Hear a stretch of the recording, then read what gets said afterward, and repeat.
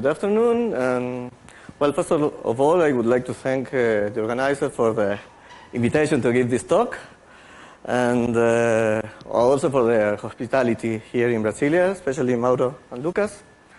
I'm very happy to be here. Okay, well, about the talk. This is a joint work with Marcos Origlia, who is a former PhD student of mine, who is now at Leuven. Part of this appeared in his thesis, and then we have some new results about this, the canonical bundle.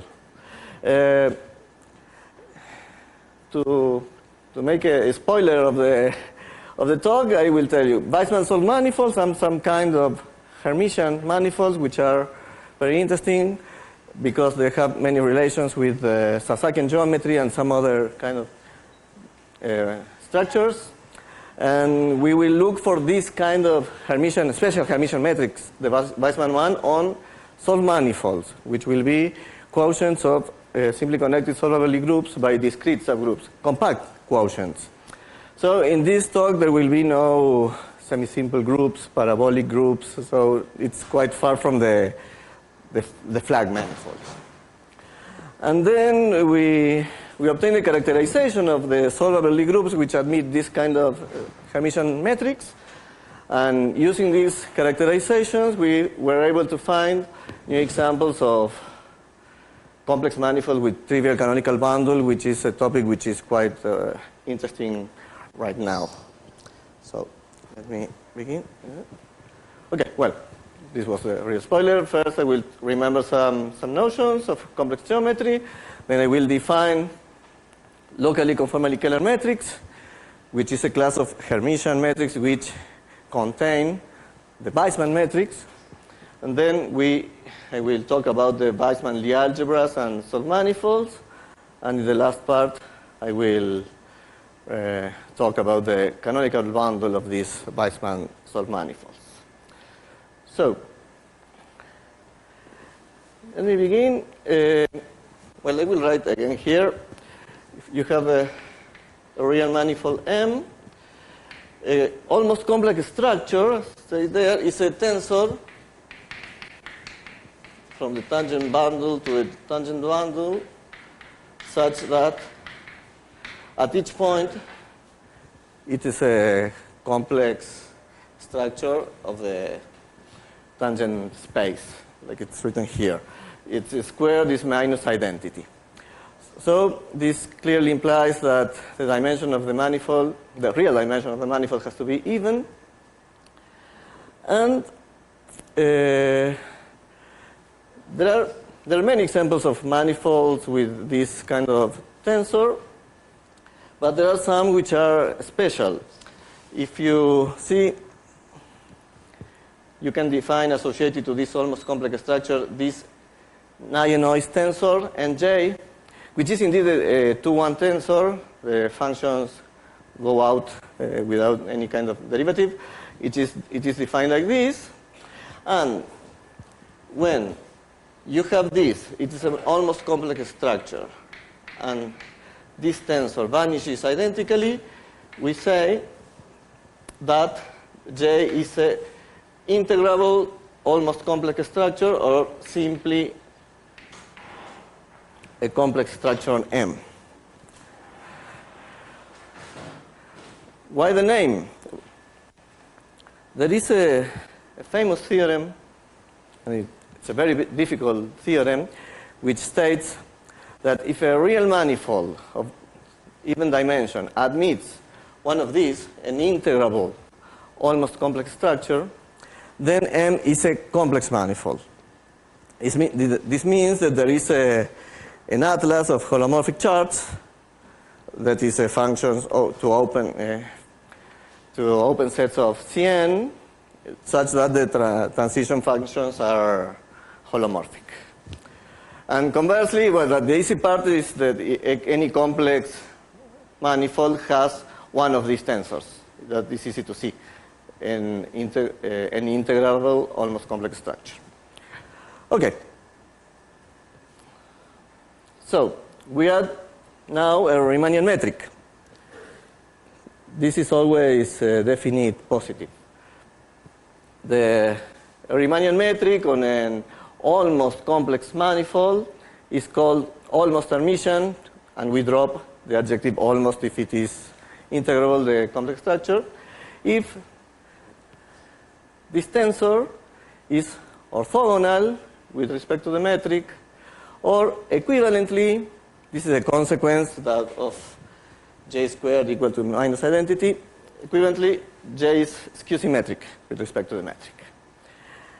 And using this last part, or the first is the same, we can define this omega like a combination of the metric and the complex structure, and we obtain a two-form, which is called the fundamental form or the Kähler form of the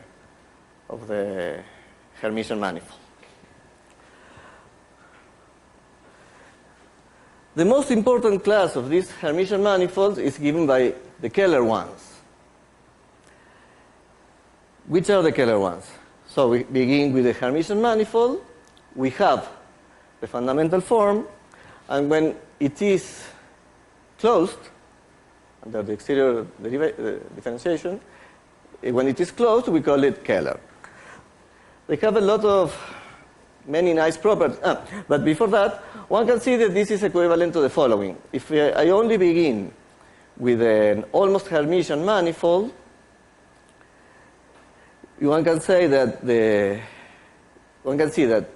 if the almost complex structure is parallel with respect to the Levi-Civita connection of the Riemannian metric, then automatically the Nye-Noise tensor is 0, so that it is integrable, and we also have the closedness of the form. So these are the nicest Hermitian manifolds because there is a real compatibility between these two tensors. Not only because J is skew-symmetric or orthogonal with respect to the metric, but also because it is parallel. So there are many nice properties coming from this condition. For instance, compact Kähler manifolds, which have been greatly studied, have the following property. The odd Betti numbers of the manifolds are even for any k. And that is so the setting this, if we have a compact Kähler manifold, the existence of these compatible tensors impose topological restrictions on the manifold. Okay, but these are certainly the most interesting, but there are other kinds of Hermitian manifolds. And one can define them considering certain properties of either the derivative of the form or the covariant derivative of the form. So here we could talk about the Greyer-Vela classes, but we won't do that today. But I will concentrate or focus on one specific class, which I will define next. I will call about the locally conformally Kähler. Well, the name says it all. If we have a manifold, Hermitian, and around any point you can find an open set U, P, U, I, and the function Fi from Ui to R such that this conformal metric on Ui is Kähler, then the metric is called locally conformally Kähler. We're not looking for globally conformally Kähler yet, but these are very natural to study, and they are interesting, very interesting also. These appear in the class W4 of Greyer-Vela. But this is a kind of complicated to work with, this definition, but there is an equivalent way to check that the Hermitian metric is locally conformally Kähler, which is given in terms of the derivative of the fundamental form. Well, this condition is equivalent to this equation, d omega equal to the wedge product of theta times omega, where theta is a closed one form called the Lie form. This Lie form is obtained taking the derivative of these functions, fi, and this condition ensures that all of them glue together in a good way, so we have this form which is closed and well defined on the whole manifold. And also we have the notion of globally conformally Kähler. It is when there is a function from the whole of the manifold, a smooth function, such that this conformal metric is Kähler. But we do not want this because the underlying manifold is in fact Kähler. So if it is compact, it has the topology of a compact Kähler manifold. So we will be looking for strict locally conformally Kähler manifolds. That's this remark. Exactly. So if you have, well, we can say that it's globally conformally Kähler if and only if theta is exact. So if it is simply connected, we have a globally conformally Kähler manifold. So the rest of the talk will be how to obtain a non-simply connected manifold beginning with the one simply connected, with a Lie group, simply connected Lie group. Okay, well, this I will not use it later, but one can say that, yes, this one form theta, the Lie form, has an explicit expression in terms of the Hermitian metric, Hermitian structure. It is obtained as the codifferential of the omega of the fundamental form and mixed with J. There is another class of Gray-Arbela which is basically defined as the ones who have co-closed fundamental to form.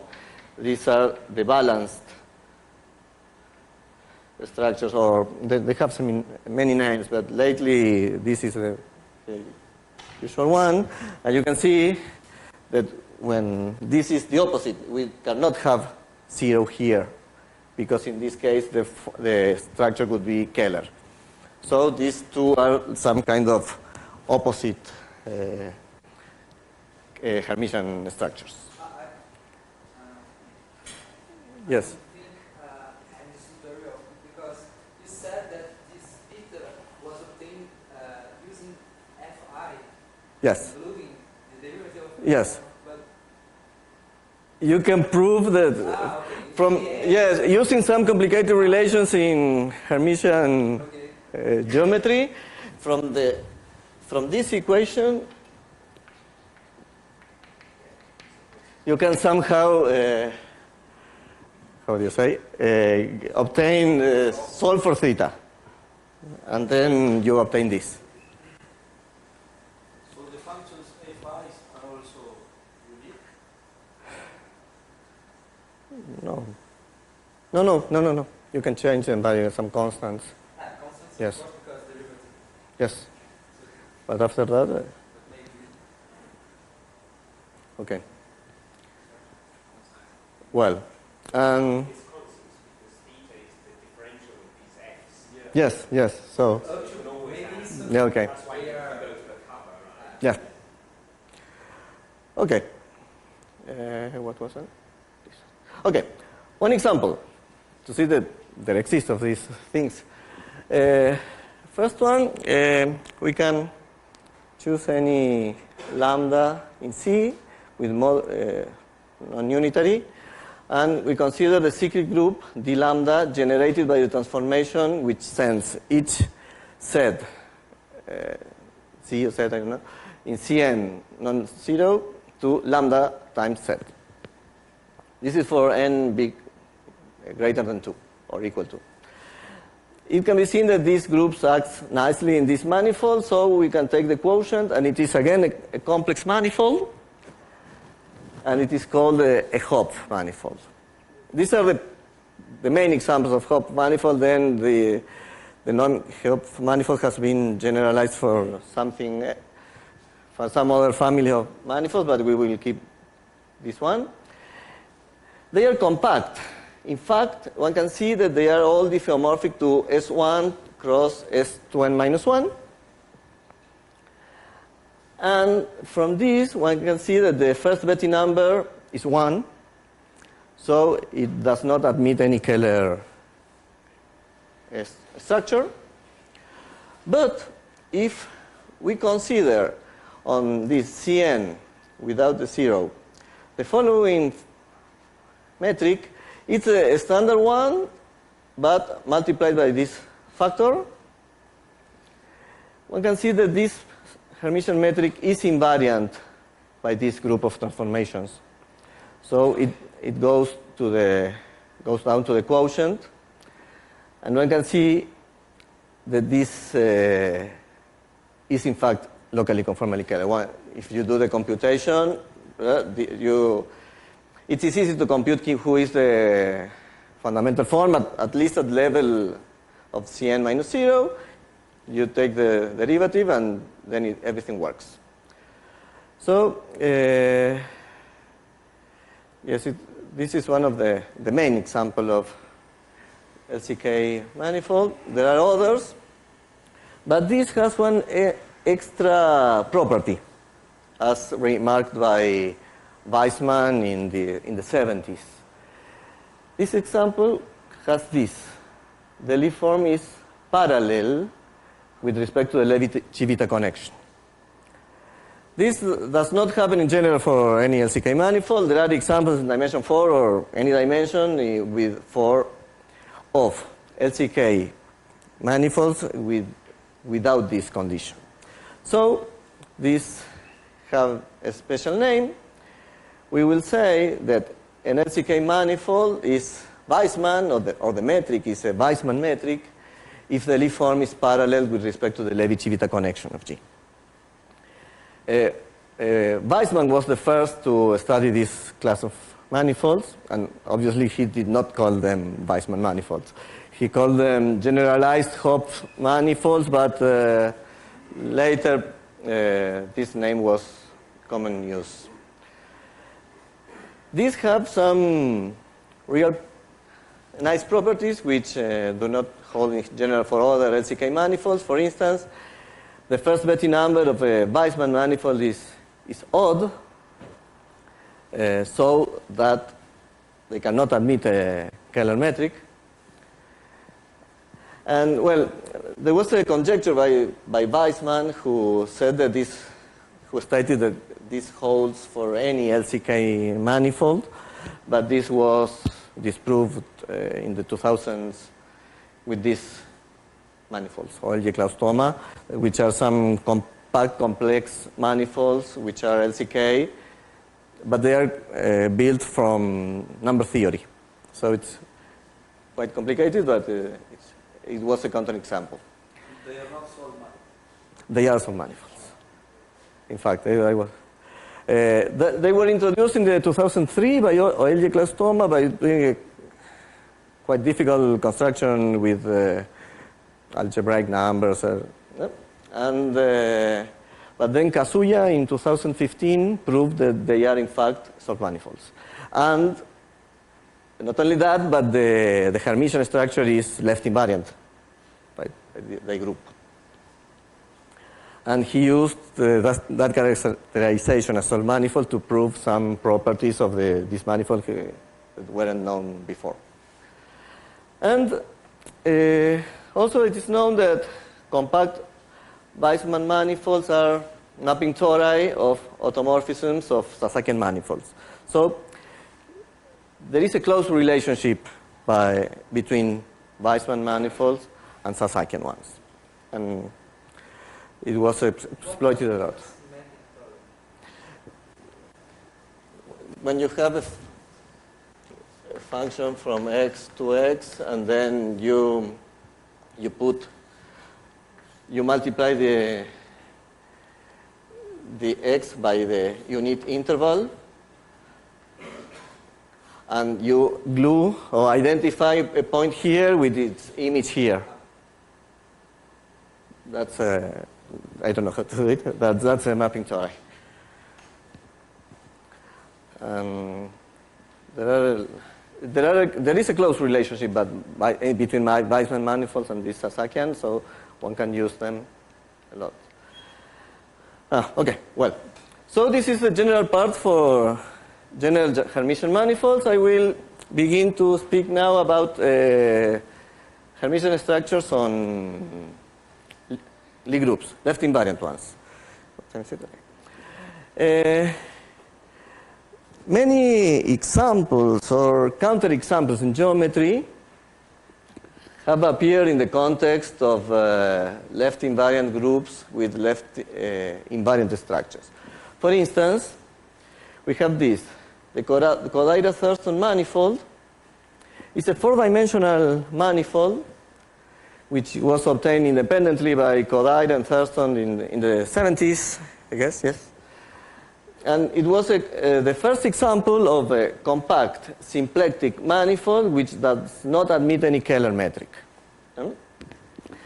And it can be obtained in there are several equivalent definitions. One of them is take the Heisenberg, the three-dimensional Heisenberg Lie group, a nilpotent, which is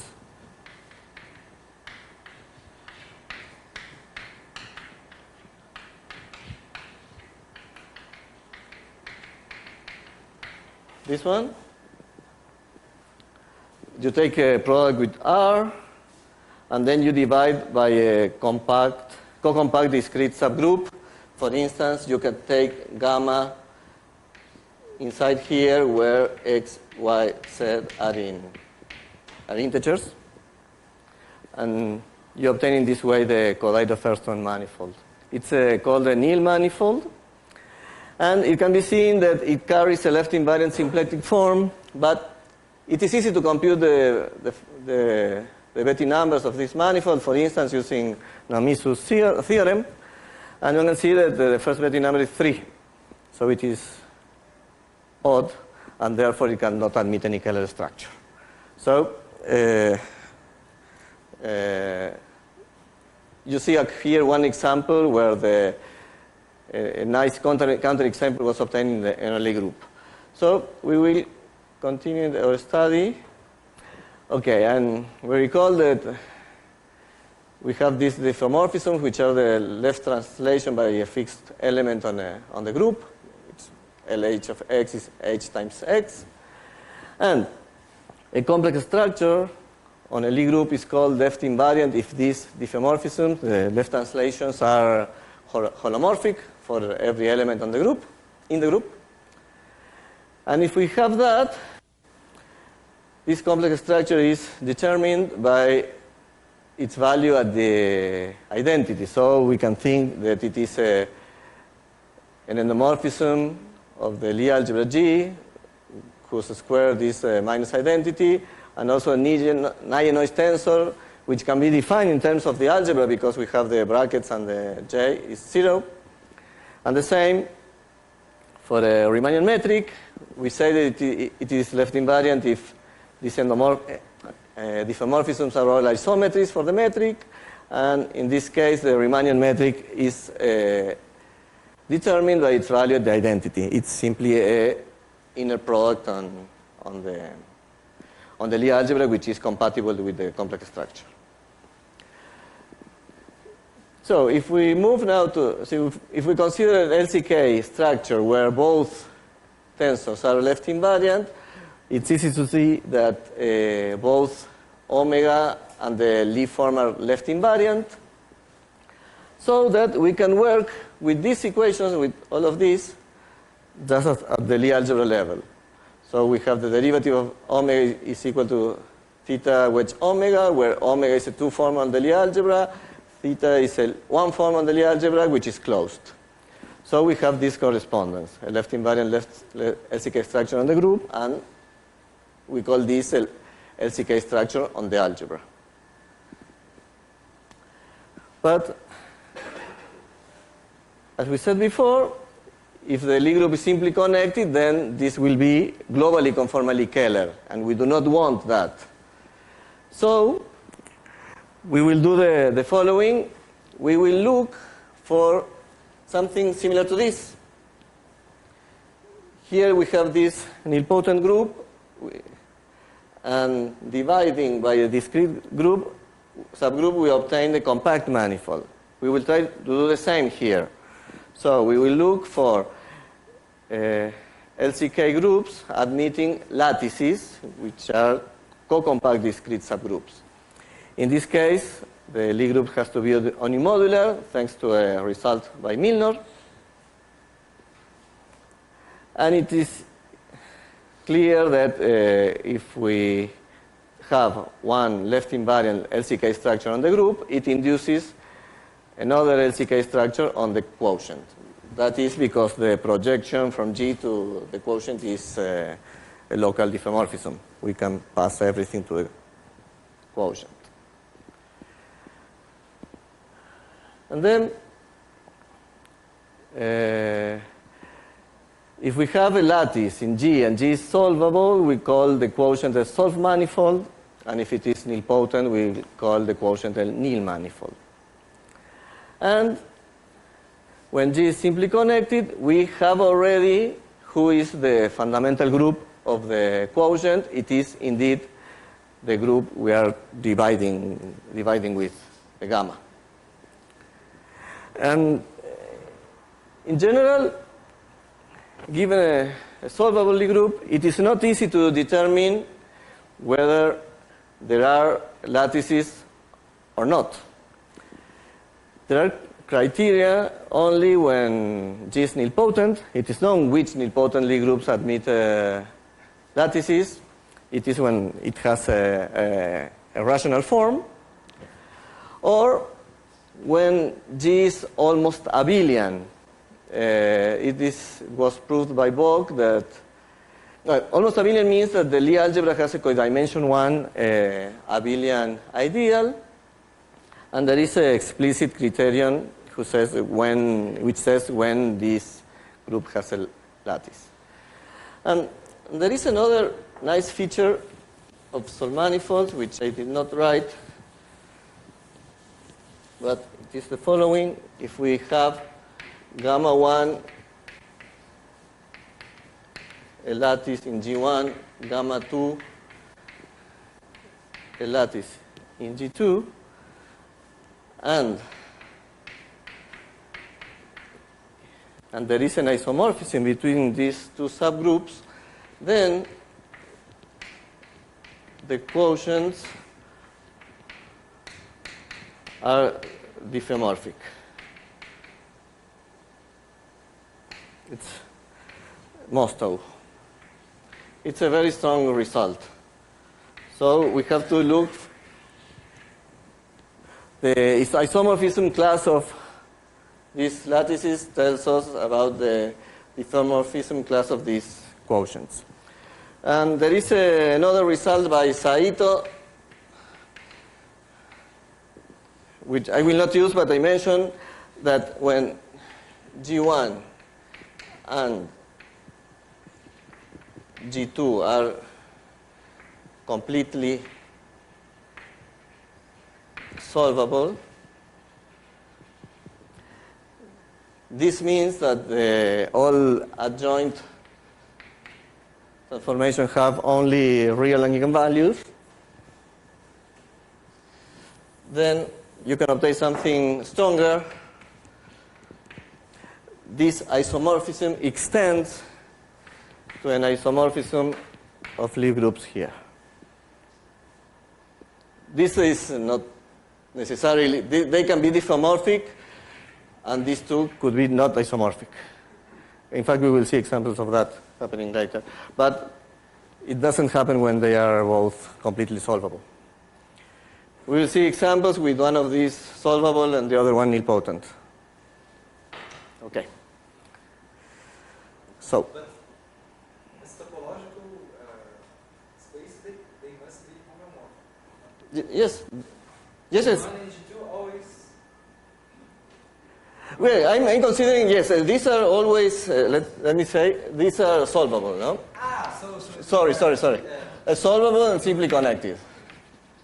Sorry. Solvable and simply connected. So they are Euclidean space, basically. But anyway, this is a very strong result, proved in the 50s by Moster. So it is late. One example.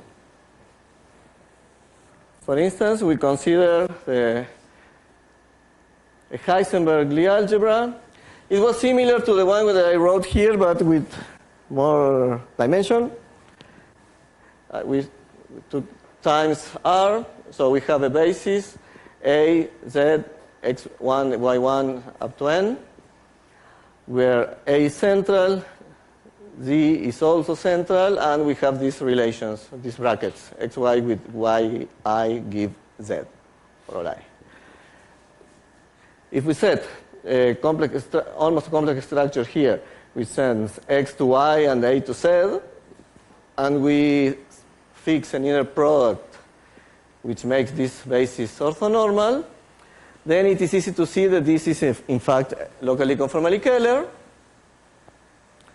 because, well, we can compute the Lie form is exactly this, the dual of this vector A, and moreover it is Vaisman.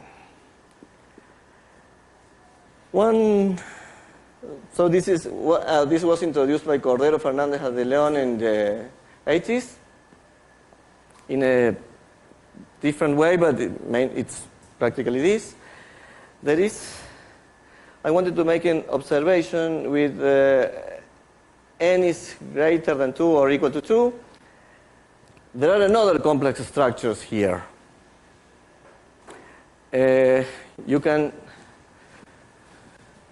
obtain them putting some minus signs in some of these. And then they are also compatible with the metric, but they are no longer LCK, but they belong to another class, to the one that I wrote before. They are balanced. So with the same metric, you can have several complex structures, and with one of them, you can obtain a LCK metric, and with the other one, you can have balanced. It's strange, but we saw that in the paper with Raquel Villacampo.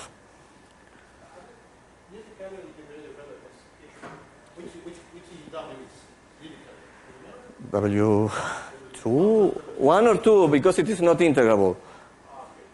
The 1? Okay. We are only working in the integrable case, which is W3 plus W4. Those are the integrable. And then, okay.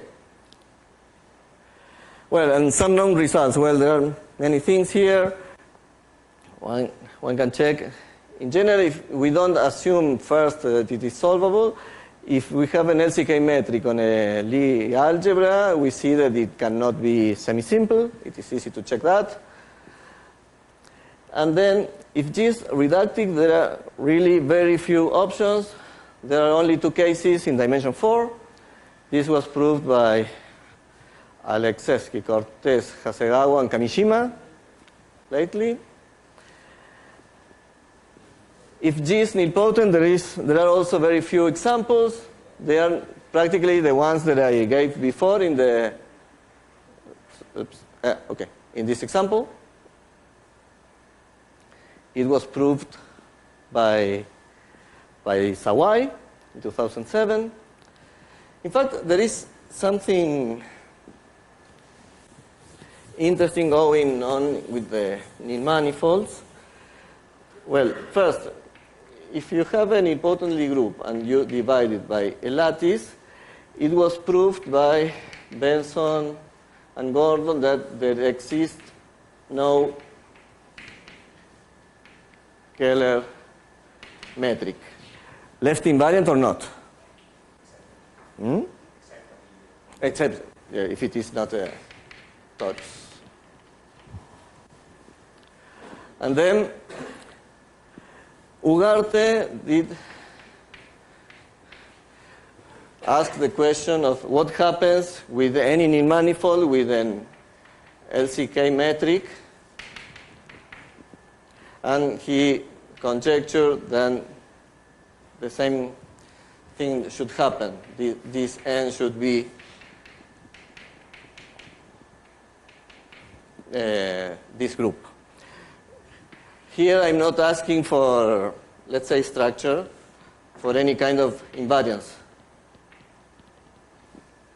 So there was some weaker statements were proved. For instance, when J is left invariant and G not, well, it can see, it was proved by Sawai there that the group has to be this one. And Bassoni proved that if this structure is Vaisman, not necessarily invariant, then the conjecture holds. Then it is, the group has to be one of these. But in the general case, there are nothing new lately, at least that I know. Well, another thing, all four-dimensional Lie algebras with LCK structures are known. Hasegawa and Kamijima did that for the unimodular case. Angel and Origlia last year for any Lie algebra in dimension 4. Here is what Jorge asked. The Oelje-Claus-Thoma manifolds, which are LCK, and they are compact non-Kähler complex manifolds which arise from number theory, are in fact Solvmanifolds. And this was proved by Kazuya, and Kazuya also proved that some complex Solvmanifolds with some special solvable groups do not admit Vaisman metric, not necessarily invariant. Okay, this is what's known so far. And now we pass to the main point of the talk. We will consider Vaisman structures on Lie algebras. Recall that if we have an LCK structure on the Lie algebra, we say that it is Vaisman if the Lie form is parallel with respect to the Levi-Civita connection. To an equivalent condition will be given as follows. We can write G as a semi-direct product between the curl of theta and an element A, which is the metric dual of theta. The commutator ideal is contained in curl theta, and we may assume that the length of A is 1. It can be seen that this LCK structure is Vaisman if and only if this operator adjoint of A is skew-symmetric. That is, that A is a Killing vector field on the corresponding Lie group with left invariant metric. This happens always. If we have a Killing vector field whose dual one form is closed, then it is parallel. So with this. But this is something easier to work with at the level of the Lie algebra with the skew symmetry of this operator. And we have a proposition with several properties of these algebras. A with J of A commute. The operator at A commutes with the complex structure. At in JA is also skew-symmetric, so this is also a Killing vector. And this is something very interesting. If we restrict all the structure to this ideal, the kernel of theta, we have a Sasakian structure. It was a consequence of something that already proved by Vaisman, but it can be, everything fits together to give a Sasakian structure where the rep vector is this vector J of A, and this eta is J of theta, basically. Sorry, Yes. Phi, I didn't write it, is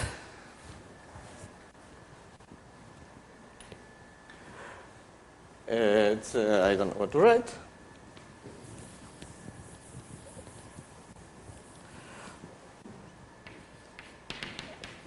It's an endomorphism here, which acts as 0 on this, which is the rep vector, and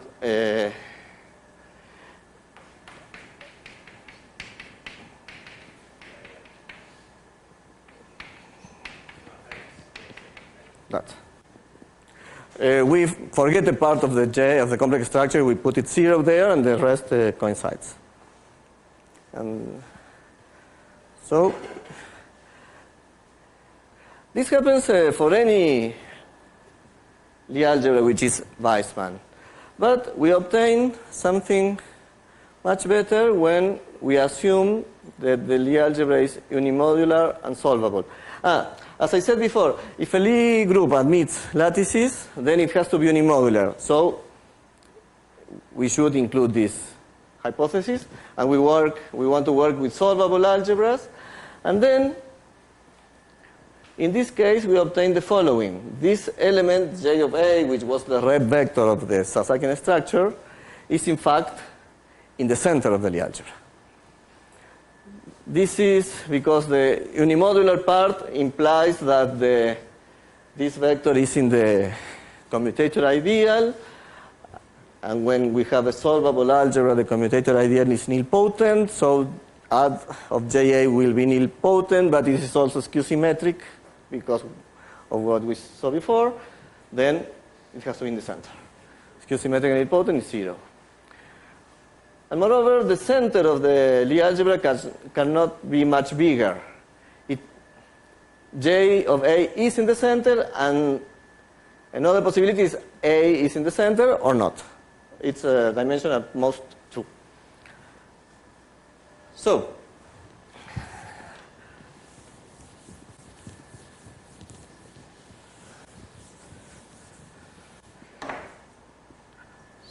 if we have this ideal, which was Sasakian, I decompose it orthogonally like this. And this is central. This is in the center. And then the bracket is all contained for things in K. So I can write it as like something times JA plus a component here in this part. Well, it is easy to see that what comes here is omega of xy, and this K with that bracket is a Lie algebra. And moreover, using a result we have with Anna and Luigi, if we add the J restricted to K and the inner product also restricted here, this is a Kähler Lie algebra.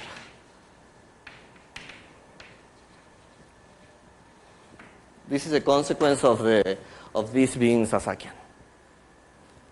And then we can see that this is in fact a central extension of this Kähler Lie algebra. Moreover, it can be seen that G unimodular implies that K is also unimodular, and using a classical result of Hano in the 50s, we obtain that the metric here, this metric has to be flat. So this is a very strong condition. Oops. And then we have this theorem with Marcos, which says that we have a Vaisman Lie algebra, which is unimodular solvable. Then we can write it as a semi-direct product of A with the ket of theta, and this one can be decomposed as a central extension of the Kähler flat Lie algebra, and with some properties. At A is a skew-symmetric derivation. This is a Kähler flat Lie algebra, and the restriction of add A to K is a skew-symmetric derivation of this Kähler flat Lie algebra, which commutes with the complex structure. Then, and conversely, if we begin with the Kähler flat Lie algebra with the derivation which is unitary, then we can reverse all the process and we obtain a a Vaisman Lie algebra which is unimodular and solvable. So everything is given in terms of this Kähler flat Lie algebra together with a special derivation. So we will study that. Kähler, if there is a result by Milnor and in the 70s, and which was improved later by Barberis, Dotti, and Fino, about flat Lie algebra, so a Lie algebra with the flat metric. It can be decomposed as a center plus an abelian subalgebra plus the commutator ideal in the following way. The commutator ideal and H are abelian. The adjoint action of H on the commutator ideal is by skew-symmetric maps. Add is injective there, and this K prime is even dimensional. And there are some relations between the nabla, the connection, and the adjoint representation. If we have a flat Lie algebra with almost a complex structure compatible with the metric, then it is easy to see that J is Kähler if and only if these two subspaces are J invariant, center plus H and K prime, and the adjoint action of an element H commutes with J. So that if we restrict it to K prime, they are unitary. And also, if we have a flat Lie algebra together with a skew-symmetric derivation, then D has to vanish on this abelian subalgebra H.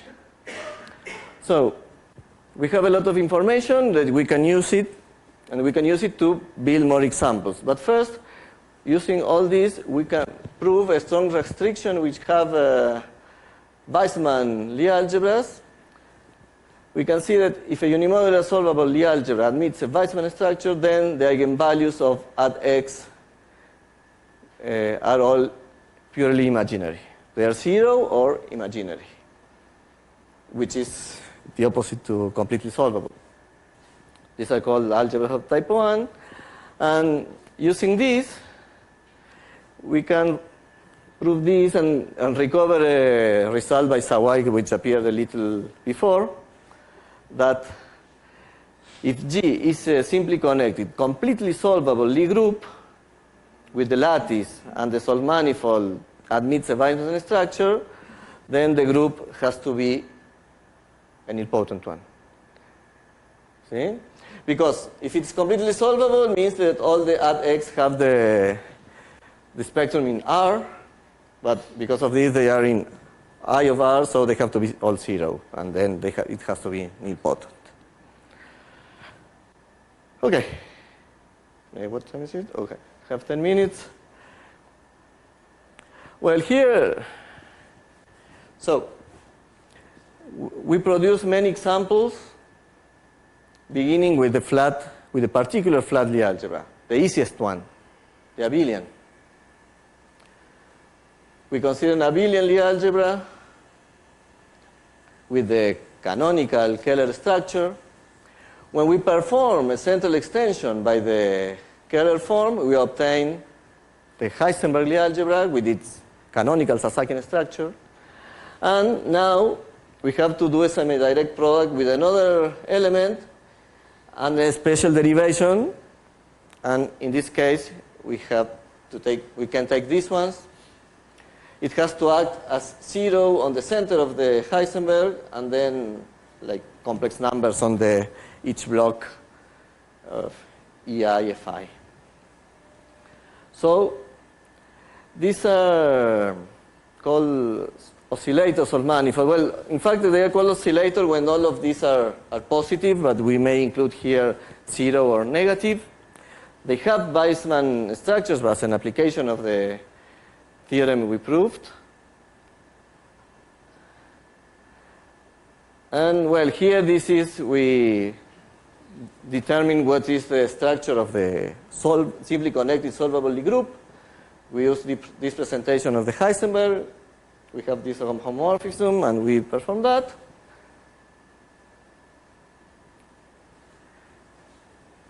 here we consider some lattice. There are many lattices in the Heisenberg groups. We can take this parameterized by the positive integer. These are, so we have that the group is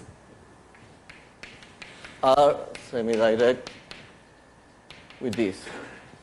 We have a lattice here, this gamma k, and we want to extend it to a lattice in the whole group. So we see that all these lattices are invariant by the subgroup generated by and the endomorphism evaluated in pi over 2, pi, and 2 pi. Therefore, we have three families of lattices like this. And all of these quotients admit Vaisman structures. And one can see that all of them are non-isomorphic. So all these manifolds are all non-diffeomorphic. Well, I have something else about the topological properties of these manifolds. We can compute their first homology groups and the first Betti number. It's all done there, but now I will skip it. And I wanted to talk a little bit about this, the canonical bundle.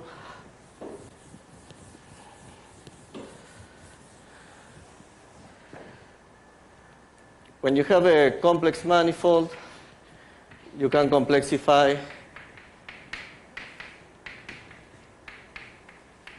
its tangent bundle, and you can divide it as these two subbundles, one where J acts like minus I, plus I, in the other one like minus I. Then you can do the same with the cotangent bundle, and you can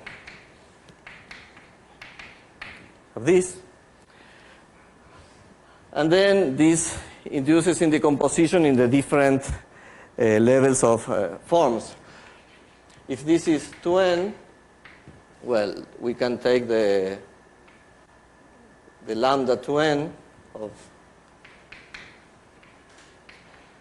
and this can be decomposed as sums, 2n of n, n0 plus t n minus 1, 1 plus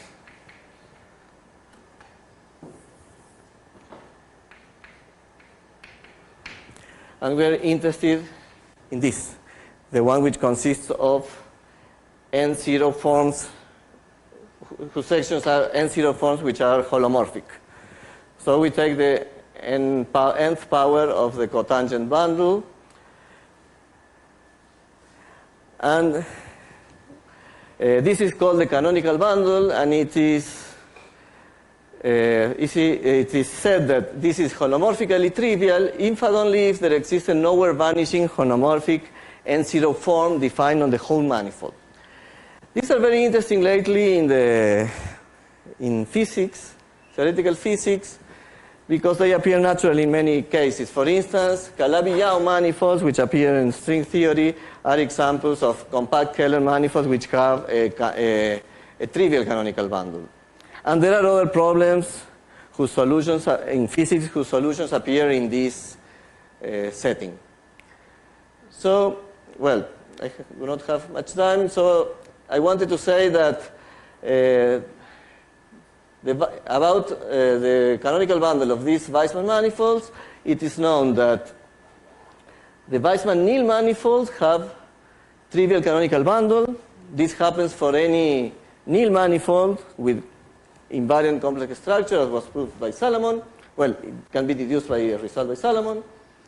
The Hopf manifolds have not trivial canonical bundle. It is easy to see.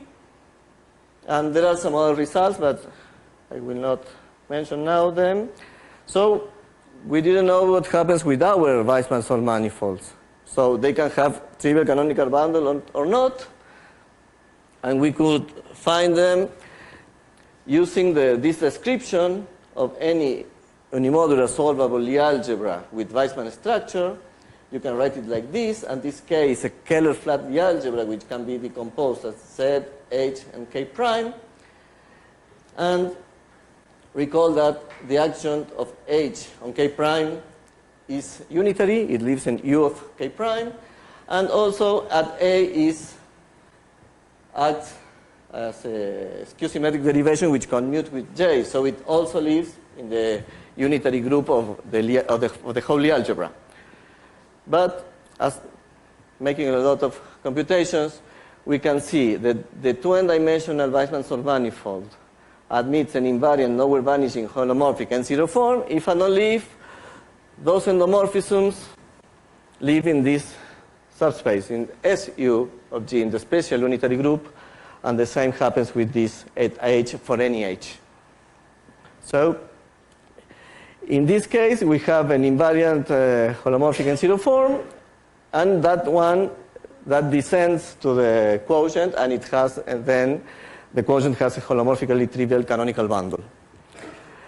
And note that since this holomorphic N0 form is invariant, this happens, these submanifolds have trivial canonical bundle for any lattice that I took here. It does not depend on the lattice. So for any lattice that I take, we will have examples of manifolds with trivial canonical bundle. But we don't know what happens.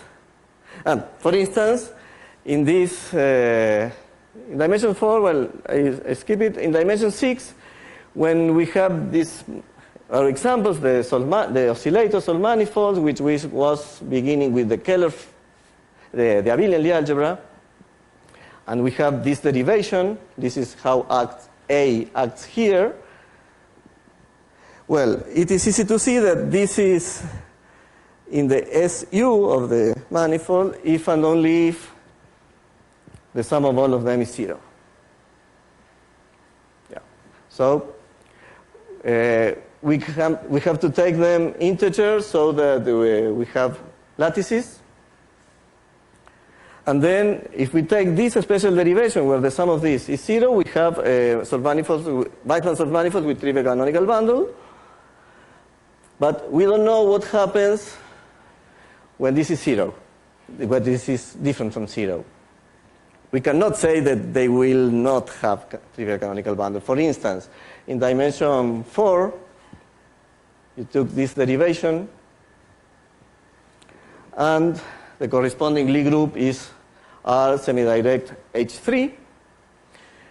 We can take one lattice here, which is 2 pi z, semidirect product, a lattice in the Heisenberg group.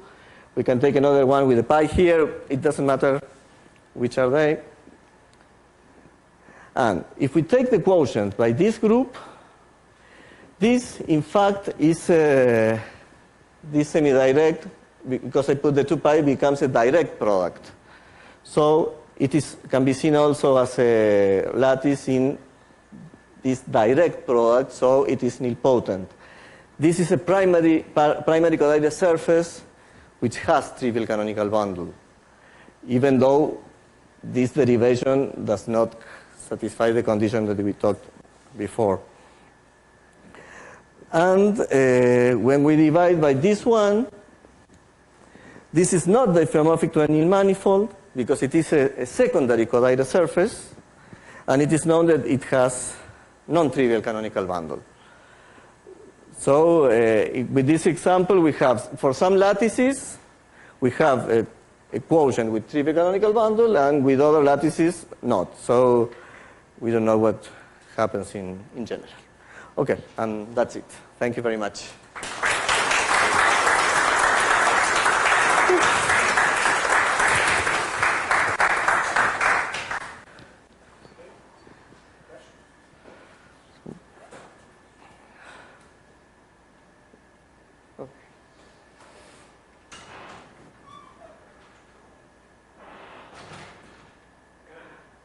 Yes.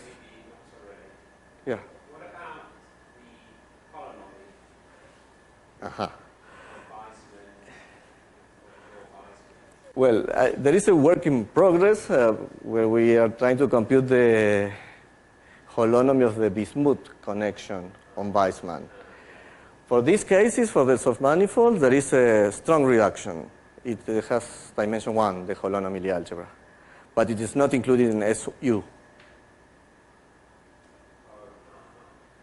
It reduces a lot, but it's not included in SU. But, okay, yes, if it's correct, I think it's changed, but I think it is correct. I'm computing the Vaisman, the holonomy of the Hopf manifold in a special case, and there is almost no reduction.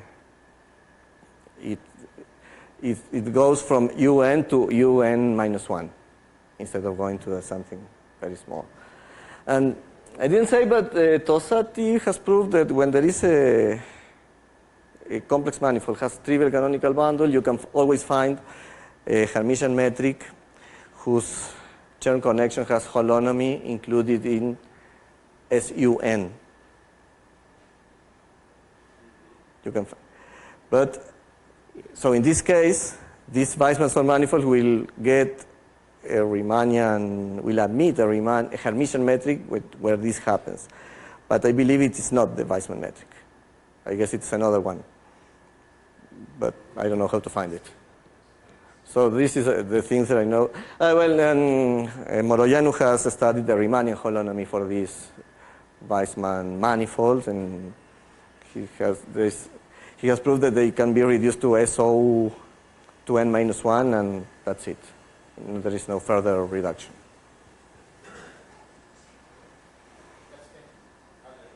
Okay, thank you.